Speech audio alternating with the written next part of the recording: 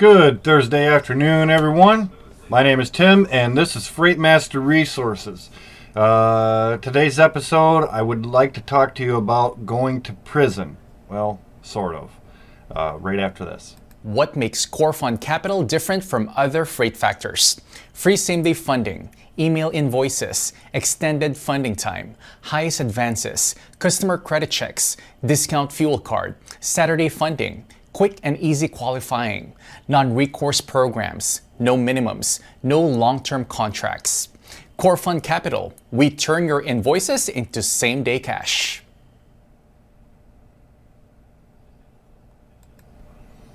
Okay, so in today's episode, again, I want to talk to you about prisons.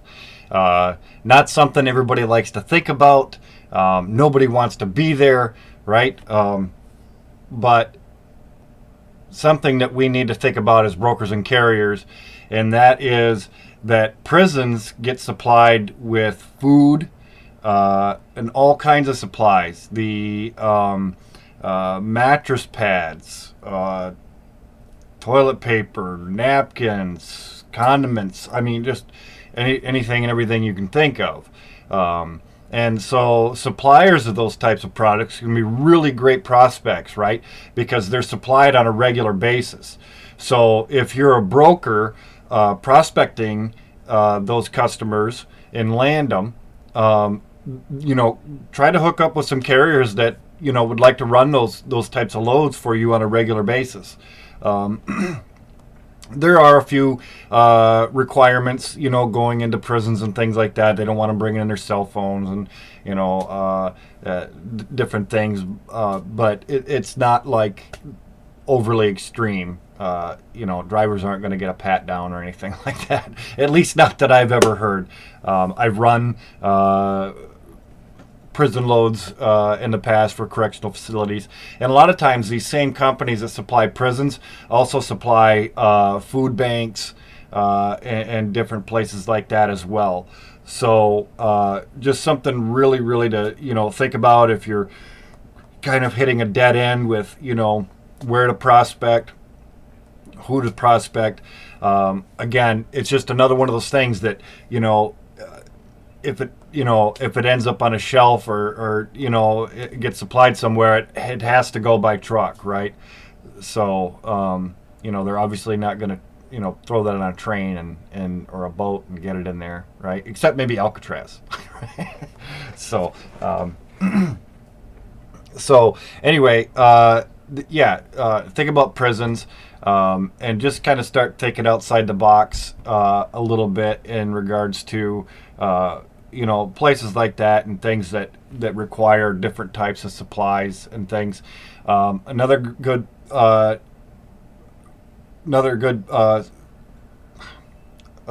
getting tongue-tied here. Another good area to prospect would be like your green energy products. Wind turbines, solar panels, things like that, right? Because I don't know, if you watch the news and kind of keep up to date with what's popular and things like that, green energy is obviously a topic that gets brought up quite often, and something that I think we're definitely seeing more and more of. If you've started to build your book of business, you're moving freight, you're feeling confident enough to start, targeting, solar panels and green energy products and things like that. And then there's other natural resources. Hemp is another one, right? Now I'm not talking about, marijuana or anything like that, but hemp products. They're making hemp products like car parts, the inner liners for doors, and things like that out of hemp products, building supplies, clothing, all of that kind of thing.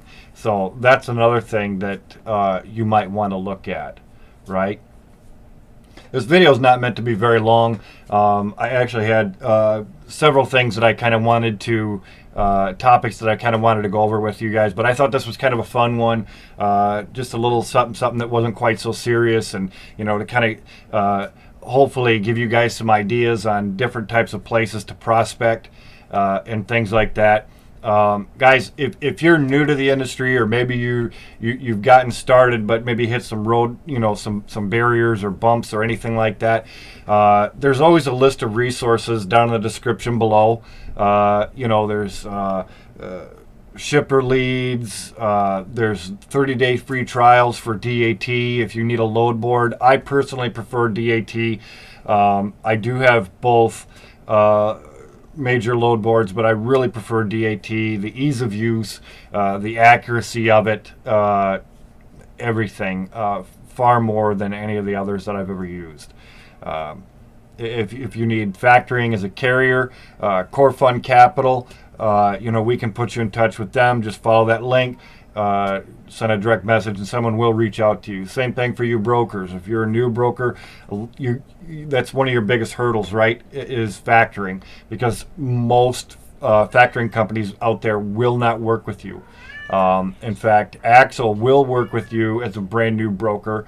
There is a little bit of an interview process, takes a few minutes, just so they can learn a little bit more about you. And if you're in the process of filing your authority, you can start to get that setup done ahead of time, so that when your authority does go active and everything, you can kind of hit the ground running, right? There's the Load Stop TMS.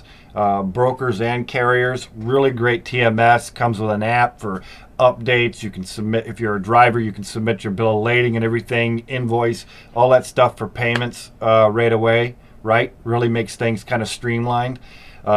Insurance, that's a big thing for brokers and carriers. While brokers are not required to really,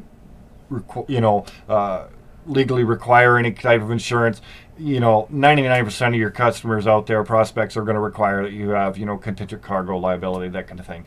And they'll go through a lot of that with you. And one of the things, we have a bunch of different insurance companies that, wanted to become members of the group and sponsor the group, the channel, and things like that. But a lot of them, when you are shopping for insurance, they kind of give you sort of that blanket quote, right? They don't really find out what your needs are, what type of commodities you're going to be hauling if you're a carrier, and things like that. So, again, links for everything down below if you guys want. They'll really understand your needs. And if you need to get, like, at the end of the day, COI to list a broker as a cert holder that you're getting set up with or something, you can still get that in a matter of just minutes. Unlike, with some other ones, and it's kind of shocking in this day and age with the technology that we have that, some carriers out there are still having to wait, for those COIs, till maybe the following day or something, or potentially missing out on a good load, right? Another thing I want to bring up, and this is, I'm gonna do this. I was gonna save this for another video, but since I kind of buzzed through things relatively quickly, I'm gonna touch on this at least. And that is, I want to talk about the freight market a little bit. Right now, obviously, everything is up, but if you've been doing this long enough, you know that what goes up must come down. I've told everybody, if we just look back even just recently, 2018 with the ELD mandate, we were in a bit of a capacity crunch. Rates went up, and as a result, we saw a ton of recruiting to bring on more drivers. We saw carriers expanding fleets and things like that, and what happened? We ended up in an overcapacity. We're seeing the same thing happening right now. With a ton of recruiting going on. Obviously, we are in a bit of a lower capacity right now, which as a result has driven rates up. But in 2019, rates basically kind of tanked. It was like maybe marginal at best for most carriers, right? And many just didn't survive. And so we looked at 2020 as sort of bringing balance to the industry, right, as far as market rates and capacity and things. And, it was supposed to be all sunshine, rainbows, and unicorns, right? But it didn't happen. because we got hit with the pandemic in March of last year. So no sooner we got into 2020, things fell apart all over again. And a lot of brokers and carriers got hit hard again. It was a 2-year thing. So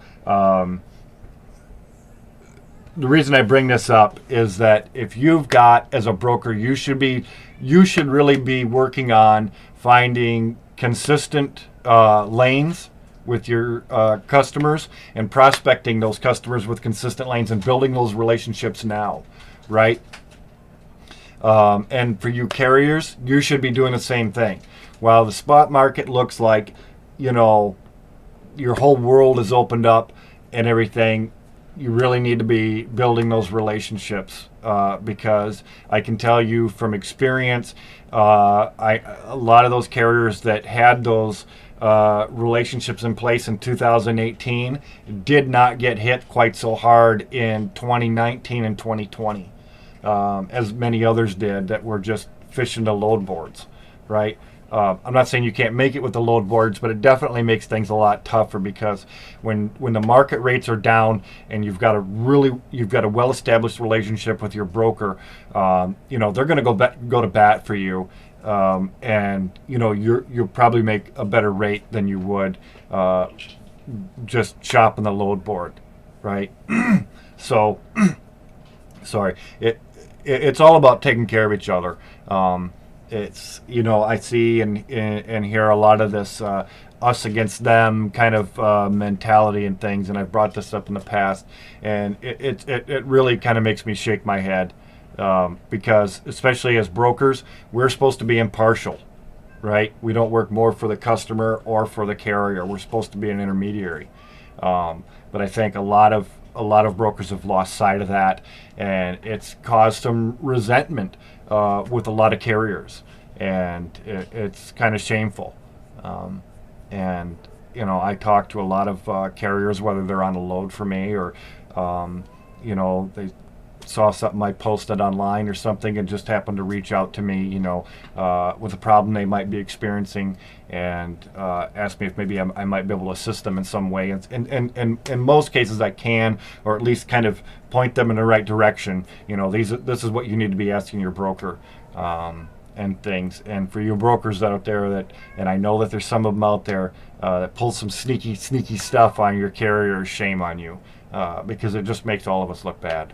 We're all supposed to be professionals, and I'm not saying carriers are completely that carriers never do wrong, right? I actually had a load here over the last week and a half. Showed up for pickup and completely just walked away because he didn't like the load, but it was explained to him explicitly over the phone. All the notes were on the confirmation. There should have been no communication whatsoever, and I actually felt bad because I thought, what more could I have done to have explained that to him and everything. And I think maybe I had a sneaking hunch that maybe he just happened to be checking the load board, because there wasn't a lot of freight around in that area. Found something that maybe paid just a little bit better or something and decided to take that after all. I don't know. I can't, confirm that, but I just have a sneaking hunch. You've been doing this as long as I have. You kind of find that out. It's no different than, I've heard stories of brokers, pulling loads from a carrier. They literally show up for pickup and there's already another driver picking up their load. They didn't get any kind of correspondence from the broker or anything. They're not paying them TANU or anything, and it's bad. So we all need to try to do the right thing. I understand this is business, but we should still have some morals with all of that.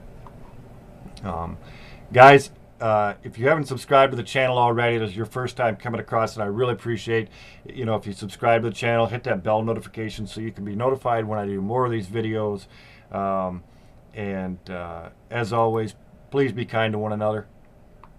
Thanks for watching, guys. Bye.